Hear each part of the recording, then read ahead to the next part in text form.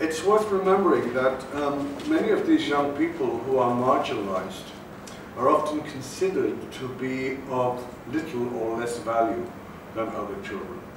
And one wonders where they will fit generally into the society at a later stage, what they can do, whether they can work, whether they have the discipline and so on. And it's worth remembering that they have for 4 weeks been working physically very, very, very hard for 6 hours a day.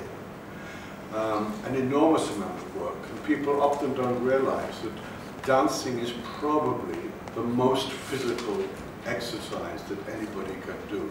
But it's not just physical, it's an emotional experience. It requires plunging into new areas of feeling, dealing with new issues, discovering things about yourself and each other, which can be very challenging. It's also a cognitive experience.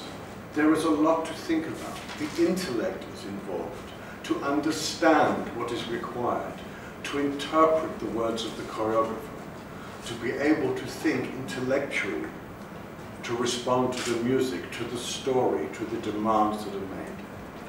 But perhaps most important from the Romanian context and the social agenda is that dancing together requires enormous social skills. You have to negotiate every second, not just negotiate space and time, you have to negotiate with others in a very intimate and extremely complex way.